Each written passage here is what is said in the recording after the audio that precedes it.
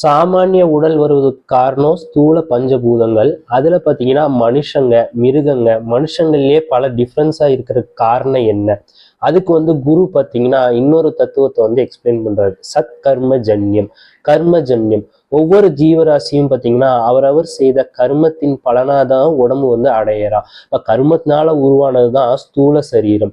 ஜன்யம்னா நம்மளுக்கு கொடுக்கப்பட்ட உடல். அது பாத்தீங்கன்னா கர்மத்தினால நம்மளுக்கு இந்த உடம்பு கிடைக்கப்பட்டிருக்கு. கர்மம்னா நம்ம செய்த பாவ புண்ணியத்தை பேஸ் பண்ணி தான் பாத்தீங்கன்னா நம்மளுக்கு இந்த உடம்பு கொடுக்கப்பட்டிருக்கு. உதாரணத்துக்கு பாத்தீங்கன்னா ஒருத்தவங்க வீடு கட்டுறாங்க. முதல்ல பாத்தீங்கன்னா அவங்க கர்மம் செய்யணும், வேலைக்கு போகணும், சம்பாதிக்கணும், அதை சேவிங்ஸ் பண்ணணும். அதுக்கப்புறம் அதோட பலன் வீடு அவங்க அடைவாங்க. அதே மாதிரி நம்ம பல ஜென்மமா பண்ண அந்த பாவ புண்ணியத்துக்கு பேஸ் பண்ணி தான் பாத்தீங்கன்னா இந்த பிறவியில பாத்தீங்கன்னா நம்மளுக்கு இந்த ஸ்தூல சரீரம் கிடைக்கப்பட்டிருக்கு.